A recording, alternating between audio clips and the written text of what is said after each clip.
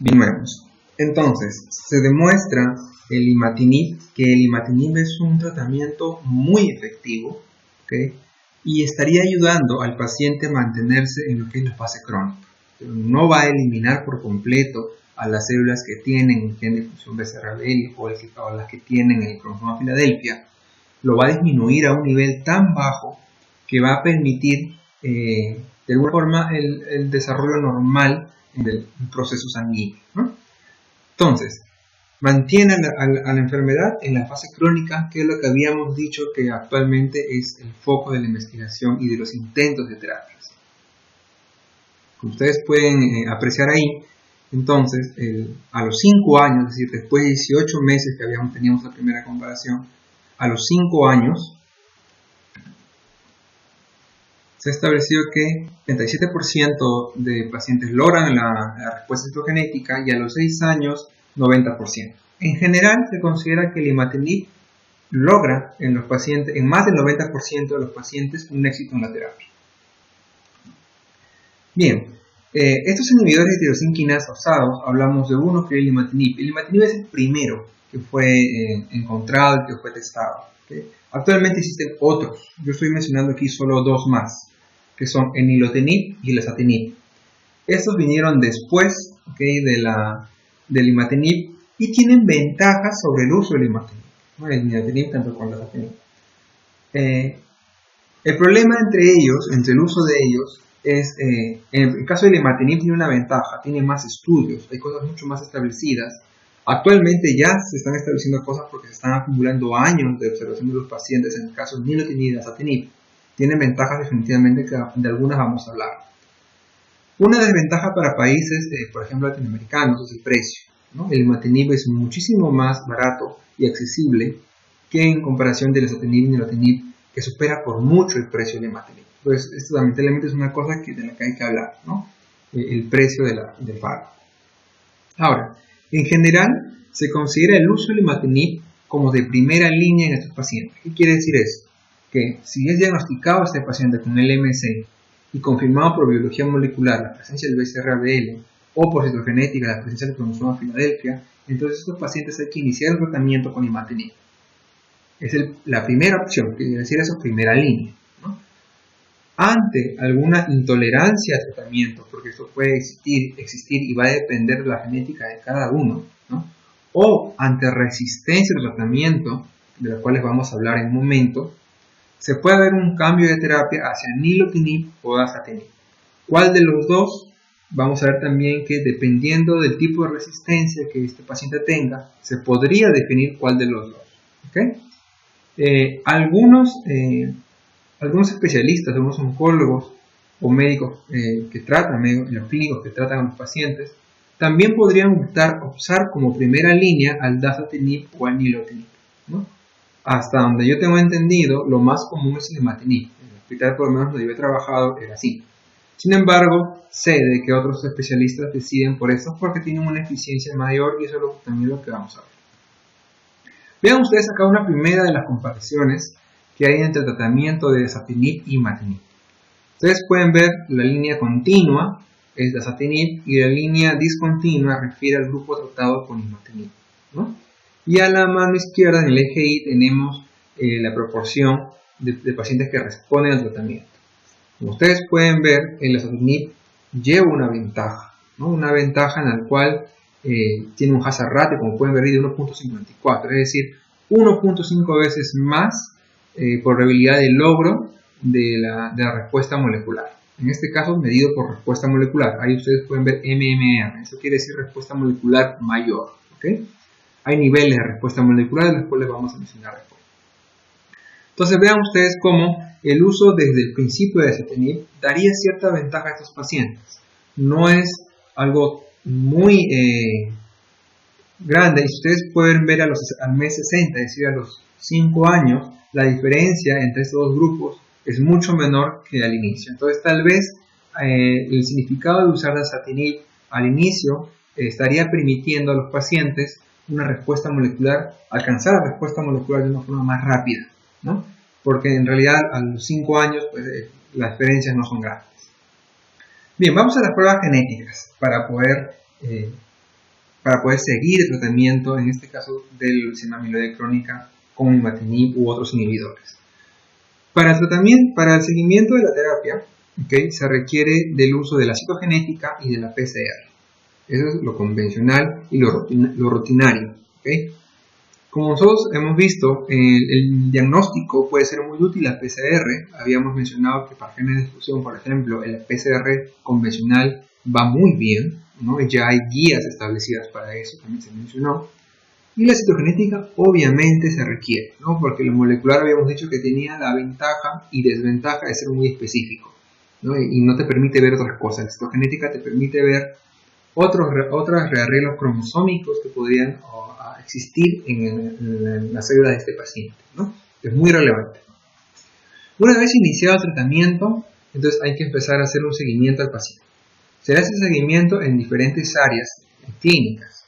Aquí solamente vamos a hablar de la citogenética y la genética y la biología molecular. Vean ustedes aquí, en el caso de la citogenética, se establece que el primer seguimiento molecular debe ser a los 3 meses, luego a los 6, luego al año, ¿okay? Y si todo va bien, es decir, si el paciente está respondiendo según algunos estamentos que ya están definidos, se le debería hacer una metafase cada 12 meses. En el caso de la biología molecular, la técnica utilizada es el PCR en tiempo real o PCR cuantitativo.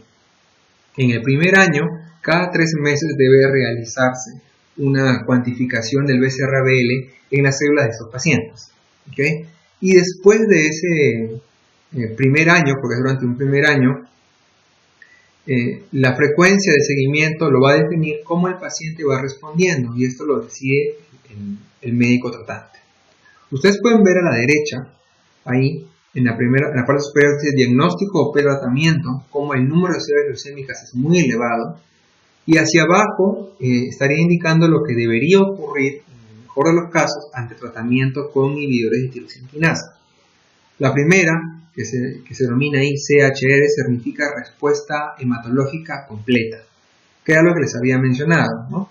Eso quiere decir de que los niveles de leucocitos que están muy elevados deben disminuir hasta normalizarse. Cuando se normalizan del todo, se denomina que está completa, es una respuesta completa. Lo que sigue después de esto, porque en el paciente puede que la hematología nos esté indicando que los leucocitos ya están normales, pero la citogenética nos indica que aún se observa cromosoma Filadelfia. Entonces el siguiente paso es observar que el paciente logre una respuesta citogenética completa. Esto es, cuando se van haciendo las citogenéticas ya debería dejarse de observar la translocación. Cuando se deja de observar hablamos de una respuesta citogenética completa. Y después, ¿okay?, podríamos tener una citogenética con ausencia del cromosoma Filadelfia, pero por biología molecular podría seguir detectándose. ¿Esto por qué? Por un tema de sensibilidad de cada una de las técnicas. En la biología molecular es mucho más sensible, ¿no?, que la citogenética. Entonces, la idea es disminuir la cantidad de células leucémicas a un mínimo, por debajo del 0.1%, y se considera por lo tanto la cuantificación de BCR-ABL por debajo del 0.1% como una respuesta molecular. ¿Okay? Una respuesta molecular. Hay niveles de esta respuesta molecular, como ustedes pueden ver ahí, una respuesta molecular mayor, una respuesta molecular completa, es decir, menos 4 logaritmos, menos 4.5 logaritmos o menos 5 logaritmos. No vamos a entrar en detalles al respecto, pero ustedes pueden evidenciar ahí la importancia de medir, de cuantificar el BCR-ABL en estos pacientes, ¿no?, para poder definir el éxito de la terapia. Entonces, para monitorear la respuesta o seguir la respuesta se requiere evaluar respuesta hematológica, conteo de leucocitos y presencia de blastos. Se requiere evaluar la respuesta citogenética, ¿okay?, por bandeo G principalmente para observar o no el cromosoma Filadelfia, y luego la respuesta molecular por PCR cuantitativo, ¿no?, sobre retrotranscritos o sobre cDNA, ¿no?, porque como habíamos observado, como habíamos dicho para otros genes de fusión en aulas anteriores, no se trabajaría sobre DNA debido a que esto es inviable, debido a que el punto de corte no es definitivo y está dentro de un intrón que es muy grande. Entonces, por un tema técnico, trabajar con el cDNA, en el cual está representando los RNA mensajeros maduros, ¿no?, con el cual ya no hay intrón, facilitaría la detección molecular de este agente molecular. Entonces hablemos de eso, del PCR en tiempo real. Recuerdo que les hablé respecto a una guía para PCR convencional en caso de leucemias, donde daban ya todos los primers que deberían utilizar, la técnica, cómo se debe evaluar, la sensibilidad, etc. ¿Okay? Para el caso de tiempo real en leucemias también existe, se lo estoy dejando ahí. Como ustedes pueden ver, es un artículo, es del año 2003, el autor principal es Gabbert, y en este artículo se proponen las sondas y se proponen los primers y también aquellos plasmidos estándar, es decir, controles estándares para cuantificar en una PCR en tiempo real y cuantificar lo que se llama enfermedad residual mínima. Justamente es mientras se va haciendo la terapia, la idea es que vaya disminuyendo estas células neoplásicas, ¿no? Entonces, ¿cuánto resta luego de la terapia en un cierto tiempo de estas células neoplásicas? A eso se denomina enfermedad residual mínima cuando ya ha pasado un cierto tiempo de tratamiento. Bien, este artículo entonces propone eso, propone la técnica y los reactivos necesarios para poder detectar, cuantificar diferentes genes de fusión, dentro de los cuales está el BCR-ABL y uno que ya conocemos, que es el PML-RAR. También habíamos mencionado el CDF-BMH11 y AML para la leucemia amiloide aguda, ¿no? Entonces, todas esas técnicas y todas esas sondas y primers están allí, ¿no? Ustedes están interesados en hacer una investigación o iniciar estos procesos de rutina en el lugar donde trabajan, tienen que ir hacia esa guía, ¿no? Entonces, la idea es trabajar con el RNA mensajero, se hace una transcripción reversa y se hace una PCR cuantitativa para detectar y cuantificar. Como les había mencionado, en esta guía se proponen senadores, se proponen sondas, se proponen los plasmios calibradores para hacer la curva de calibración, como podemos ver ahí donde tenemos en la diapositiva de curva de calibración y senadores y sondas. Entonces tenemos, como ustedes saben, las curvas de calibración se requieren para poder cuantificar una muestra. Tenemos que tener plasmidos con una copia, ¿okay?, de este gen de fusión en diferentes cantidades y de esa forma podemos hacer una recta, como ustedes pueden ver en la imagen inferior, ¿no? Una recta. De esta recta que es usando los CTs de amplificación de la PCR en tiempo real respecto al número de copias, luego hacemos la del paciente, obtenemos un CT y se deriva el número de copias a partir de esa ecuación o de esa figura, ¿no? Respecto a los senadores y sondas, ustedes pueden ver ahí, lo pueden ver en la guía si ustedes desean, están designados por números, ¿no? Estos números, en lo que está en rojito serían las sondas, y lo que están de derecha e izquierda serían los primers. Para el BCR-ABL está propuesto tanto para la isoforma P210, que es para la leucemia amiloide crónica, y también para la isoforma de P190, ¿no? Ahora, P210 también está presente en leucemia linfática aguda, ¿no?, que habíamos mencionado. También para PML-RAR, él también tiene diferentes isoformas dependiendo del punto de corte. Eso lo habíamos mencionado para la leucemia premeleucítica aguda, me recuerdo. Y también se proponen ahí las diferentes sondas y primers. ¿Cómo se evalúa esto? Entonces, se hace una PCR en tiempo real de los pacientes. Ustedes pueden ver ahí donde dice P1, P2, P3 y blanco. P1, P2, P3 son pacientes. Como ustedes saben, dependiendo del punto de amplificación o lo que se llama CT, ¿no?, que está definido por los criterios de estandarización de la prueba, ustedes van a tener que un CT de menor valor, es decir 20, 19, está correlacionado con una mayor cantidad de copias, mientras que un CT mayor, como de 30, 32, está relacionado con una menor cantidad de copias, ¿no? Entonces, mientras más temprano levante la curva, está relacionado a una mayor cantidad de copias. Ustedes pueden ver en la tabla de abajo, tenemos a diferentes pacientes, tenemos los CTs, ahí está mencionado como CP, ¿no? En algunos sistemas se menciona como CP, es más conocido como CT, ¿no? El primero, por ejemplo, el primer paciente es 25, el segundo es 32, el tercero es 39, ¿no? El blanco no amplificó como debe ser. Y extrapolando, usando la curva de calibración que nos está mostrando ahí, se puede obtener el número de copias, ¿no? En el primer caso tendríamos 16.000 copias, que está ahí 1.6 por E a la 4, quiere decir 10 a la 4. En el siguiente tenemos 36 copias y en el siguiente tenemos solamente 2 copias, ¿no? Entonces, ahí nada más, a esta primera visión del número de copias, nosotros podríamos decir que el primer paciente tiene mucha más cantidad de células con BCR-ABL respecto al paciente número 2 y este a su vez más respecto al paciente número 3. Sin embargo, estos datos brutos del número de copias son un poco engañosos y tenemos que normalizarlas, ¿okay? Y para eso se utiliza un gen endógeno. Entonces, vamos entonces ahora a calcular el porcentaje, vamos a calcular el número de copias relativo del BCR-ABL. Se utiliza un porcentaje, en realidad se utiliza un término denominado número de copias normalizadas. Vimos en el slide anterior que había número de copias. Ahora, ¿cómo nosotros hacemos para que se normalice el número de copias? De esta manera no tengamos falsas diferencias entre pacientes o entre diferentes controles del mismo paciente, ¿okay? Necesitamos entonces un gen endógeno que pueden ser muy utilizados para LMC-ABL1, el principal, BCR, GAPDH, entre otros, ¿okay? El ABL1 es el más utilizado rutinariamente y se aconseja que si van a comenzar un proceso para ese tipo de enfermedad, usen ese endógeno, ese gen como endógeno. Y al otro lado tenemos el BCR-ABL1 que lo vamos a modificar. Si tuviéramos un resultado después de una PCR cuantitativa siguiente, el gen endógeno con un CT de 27.2, lo que luego de extrapolar de la curva de curva estándar para el gen endógeno da 9.500 copias.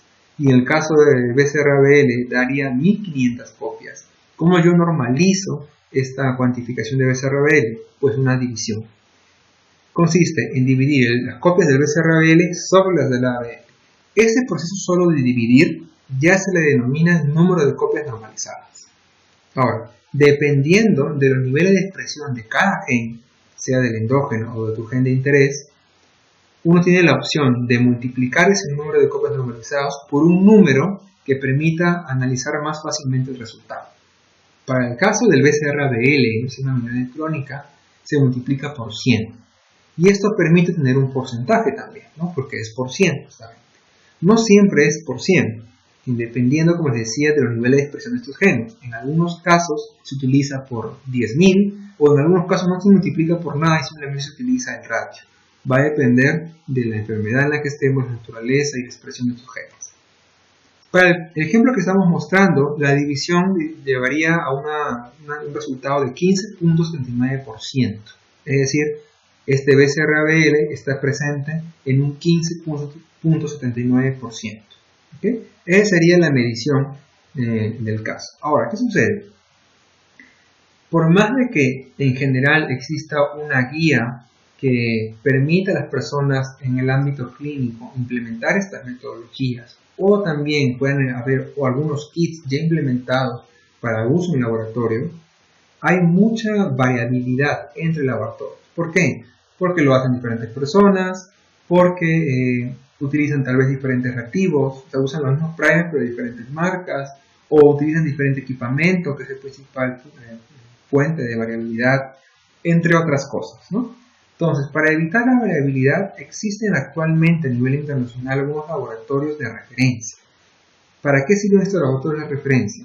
Uno debería mandar sus muestras a estos laboratorios de referencia, y estos laboratorios de referencia, estos laboratorios mandan unas muestras para que uno los teste en su laboratorio. Uno da un resultado a estos laboratorios de referencia, ellos tienen sus propios resultados, lo comparan y sacan un factor. ¿Cómo podemos ver en la parte de abajo? Este factor se llama factor de conversión y es dado por el laboratorio de referencia luego que tú le diste a ellos los resultados de cuantificación de esas muestras que ellos te mandaron.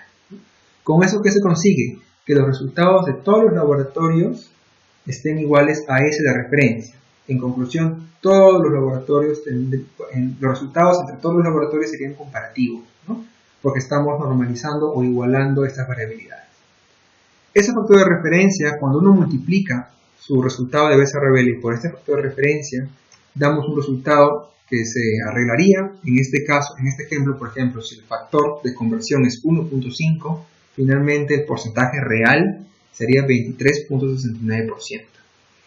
Y cuando ya fue multiplicado por este factor de conversión, decimos que este resultado está en escala internacional. ¿Ok? Entonces es muy importante el factor de conversión para poder dar un resultado. ¿Por qué? ¿Se acuerdan que les hablé, por ejemplo, de que se considera que debajo del 0.1% se considera respuesta molecular mayor o respuesta molecular? Y esto solamente es cuando ese 0.1% está en escala internacional. No se pueden extrapolar si es que no ha sido multiplicado por este factor. Entonces es muy importante para poder seguir adecuadamente las guías tener este factor de conversión. Perfecto. Analicemos ahora unos casos de monitoreo de pacientes. Ustedes tienen ahí dos casos. Un primer caso en el cual el paciente, vean la figura a la derecha, los números que generan esa figura la tienen a la izquierda. En la figura podemos ver arriba que el paciente comienza con casi 80% en porcentaje del BCR-ABL, es decir, porcentaje alto. No empieza con el 100%, ¿okay? ¿No? ¿Por qué? Porque siempre va a haber más expresión del ABL. ¿Se acuerdan de ustedes? ¿No? Mientras haya más células con BCR, ABL, con el gen de fusión, habrá más porcentaje de este. Pero recuerden que cuando nosotros sacamos la muestra al paciente, no solamente estamos sacando células neoplásicas, estamos sacando otros tipos de células que también expresan el gen endógeno. Por eso el porcentaje siempre va a ser menor que 100%. Ahora, este porcentaje inicial sería cerca del 80%, y según van avanzando el tiempo de seguimiento molecular, ustedes pueden ver el mes 1, luego al mes número 3, habíamos dicho cada 3 meses, ¿no? Pero ahí tenemos mes número 8, luego tenemos 12, 15, 21. No está cumpliendo esto. ¿Por qué?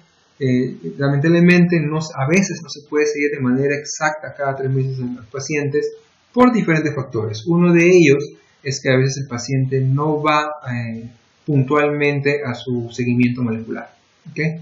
Pero en general siempre tiene que estar cerca a los 3 meses, por lo menos durante el primer año.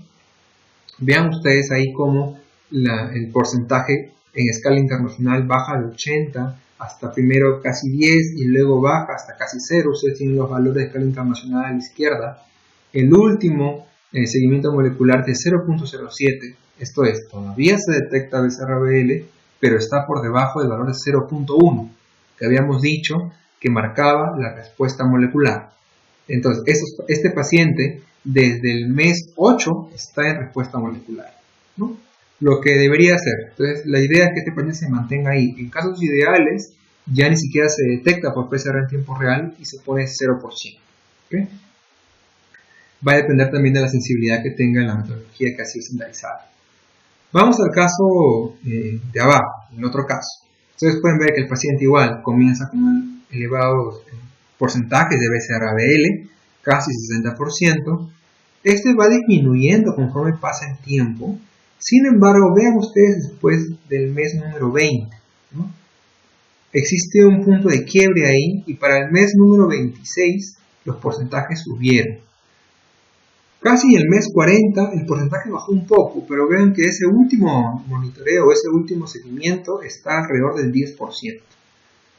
Es decir, el paciente no consiguió ni de cerca llegar al 0.1%.